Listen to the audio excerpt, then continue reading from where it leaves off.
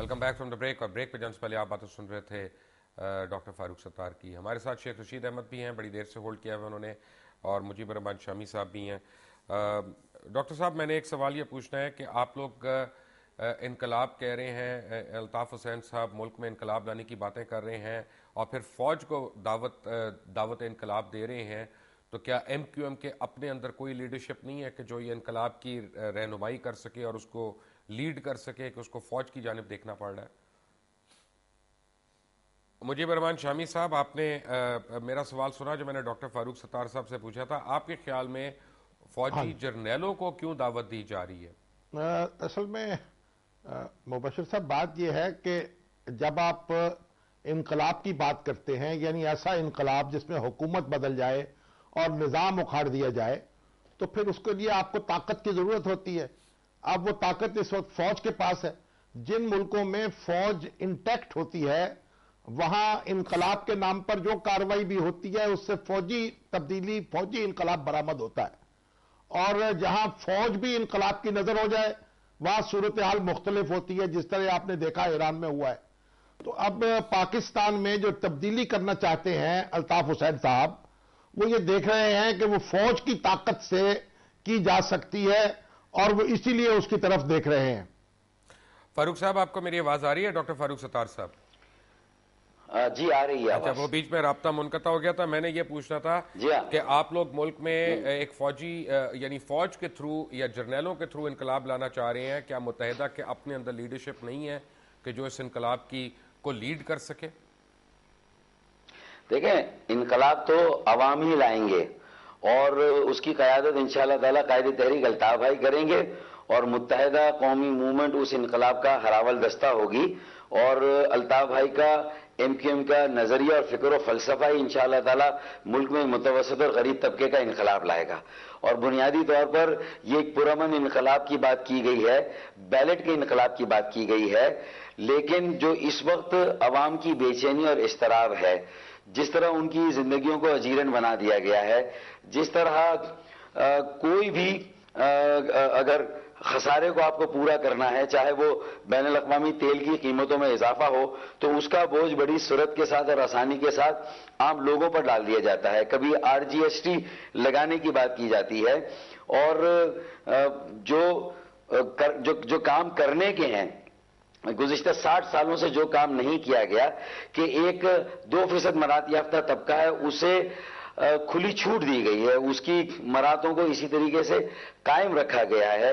جب ہم نے ان کے منافعوں پر, ان کی آمدنی پر, ان کی دولت پر, ان کی عمارات پر ٹیکس لگانے کی بات کی, تو جس طرح سے جو ہے وہ اس کے خلاف جو ہے وہ مزاحمت جو ہے وہ اس کے سامنے کھڑی کی گئی, اور پھر جو ہے وہ ایک مرتبہ جو ہے وہ عوام کے اوپر یہ جو بوجھ ڈالا جا رہا ہے, مہنگائی, بے روزگاری, غربت, ان کی زندگی اجیرن کر دی گئی ہے. وہ خودکشی کرنے پر مجبور ہے, فاقہ کشی کرنے پر مجبور ہے. تو ایسی صورت میں یہ چیز سامنے آ رہی ہے کہ کیا اس انقلاب تک جو بیلٹ کا یا پرامن انقلاب جس کو کہا جا رہا ہے, اس سے پہلے کیا لوگ تنگ آمد بجنگ آمد کی ایک کیفیت سے گزر کر کیا سڑکوں پر نہیں آ جائیں گے؟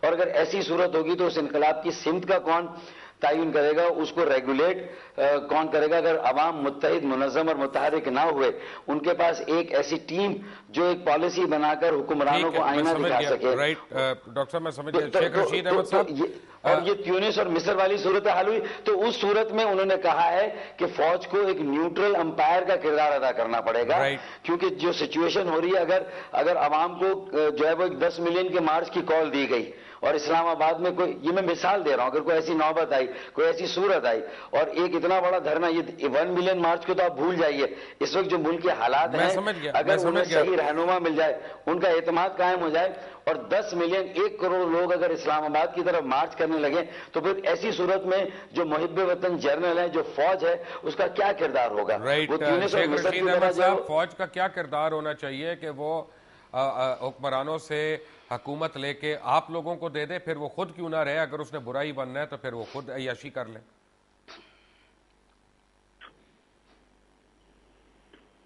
شیخ صاحب میری آواز آ رہی ہے آپ کو؟ مجھے تو آ رہی ہے, آپ پوچھیں. میں کہہ رہا ہوں کہ پھر فوج کو کیا ضرورت ہے کہ وہ اقتدار چھین کے سیاستدانوں کے حوالے کر دے, پھر خود کیوں نہ اقتدار پہ رہے؟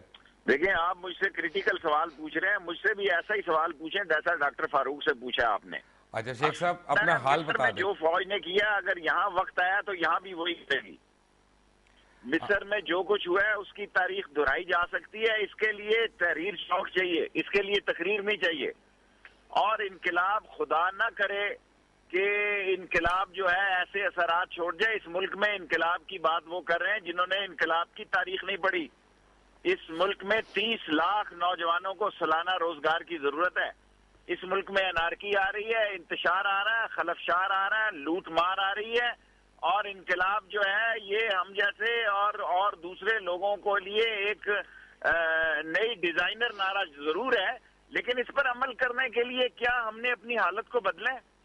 اور 2 نمبر کے جو سیاستدان ہیں وہ باہر سے بات کر رہے ہیں فوج کے خلاف, اور مجھے دکھ ہو رہا ہے کہ اس ملک میں سارا خسارہ عوام کے کندھوں پہ ڈالا جا رہا ہے, اور ساری بات عوام کے نام لے کر کی جا رہی ہے. عوام کا خون چوسا جا رہا ہے عوام کا نام لے کے, اور عوام جو ہے وہ اگر باہر نکل آئے تو پھر میں یہ سمجھتا ہوں کہ مسئلوں کا حل ہو جائے گا. جب تک عوام باہر نہیں نکلے یہ اسمبلیاں نہیں حل کر سکتی.